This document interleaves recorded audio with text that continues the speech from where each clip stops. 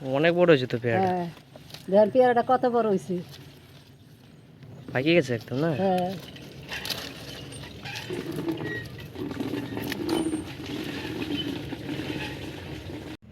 কত বড় পেয়ারাটা, 250 গ্রাম হয়ে যাবে না ওজন? হ্যাঁ, 250 তো হবেই। এই পেয়ারাটা আজকে পূজা দিব। আজকে ডিম দিয়ে আলু দিয়ে আমি এটা রান্না করে আপনাকে দেখাবো।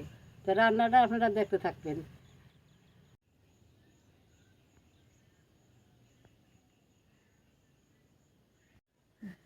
আলু আর পেঁয়াজগুলো আমি কেটে নেব।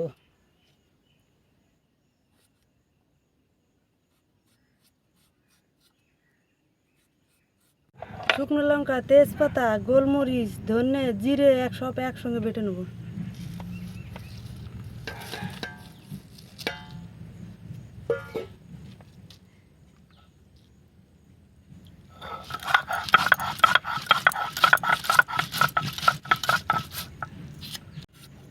আলুগুলো ঝুড়ি ঝুড়ি করে কেটে নেব। যত ঝুড়ি ঝুড়ি হবে ততই ভালো হবে।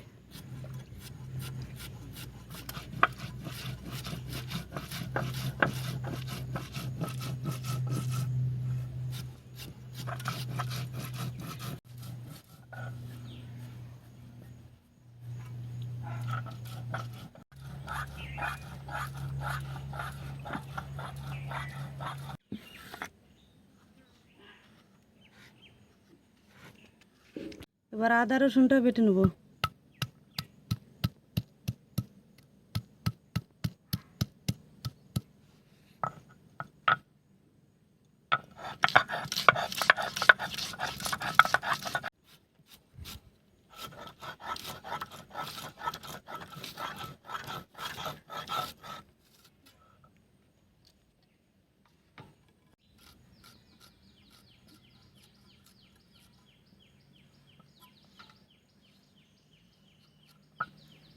এবার গরম মশলাটা বেটে নেব।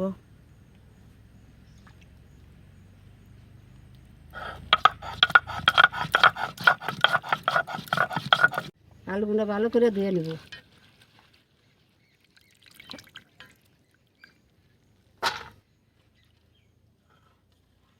দেখো আলুটা কষ আছে, দেখো ধুয়ে ধুয়ে খুলছি, তা দেখো কত কষ বেরিয়েছে।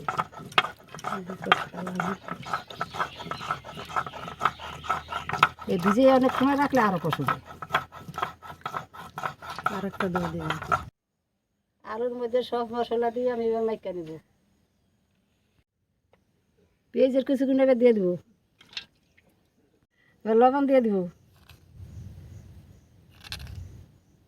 হলুদের গুঁড়া দিব।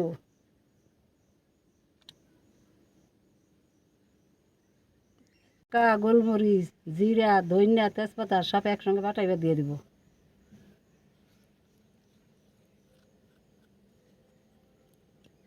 রসুন আর আদা বাটা দিয়ে দিব। গরম মশলা বাটা দিয়ে দেবো। সরষের তেল দিয়ে এবার মাখাই দেবো।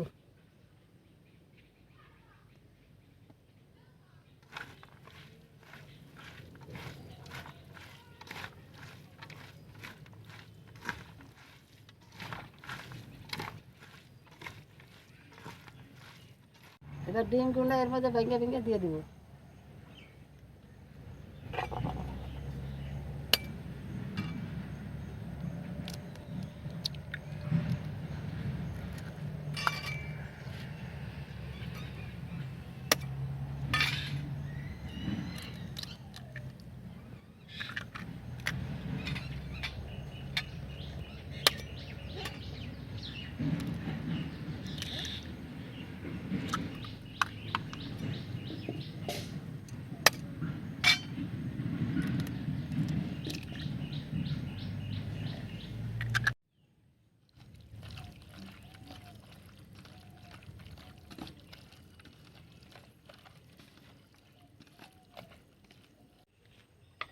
বোমা এবার কড়াই চাপাই দাও, আমার মাইনা কিন্তু হয়ে গেছে। লাগুন দাঁড়াও।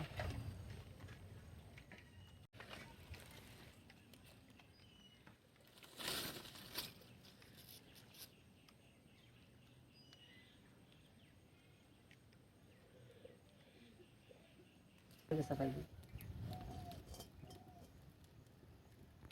কড়াই গরম হয়ে গেছে, এবার ঢেলে দেবো।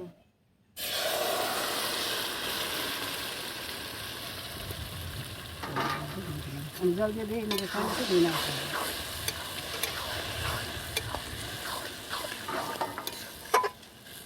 এবার সামান্য জল দিয়ে ঢাকা দিয়ে দেবো। সামান্য জল দিয়ে দেবো।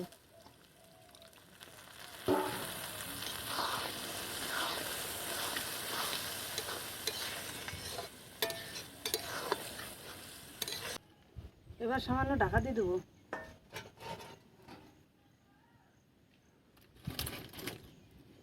এবার আস্তে আস্তে জাল দিতে হবে, তাহলে ভালো আলুটা সেদ্ধ হবে, পোড়া লাগবে না। 10 মিনিট জাল দিচ্ছে, এবার ঢাকাটা উঠাই দেবো।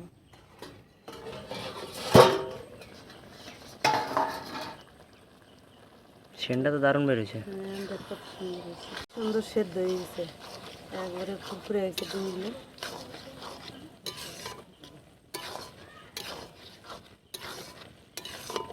আর একটু ভাজা যাও, তো জলটা একটু শুকাইলেই নামাই দেবো, একটু ভাজা ভাজা হবে।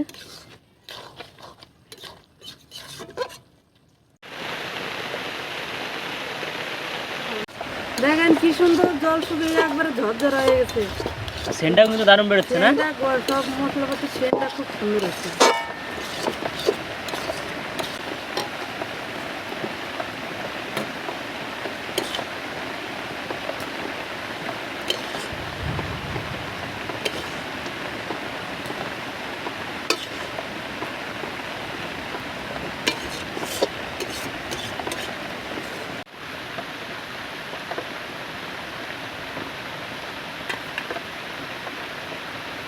দেখো, খাইয়ে দেখি কেমন হয়েছে।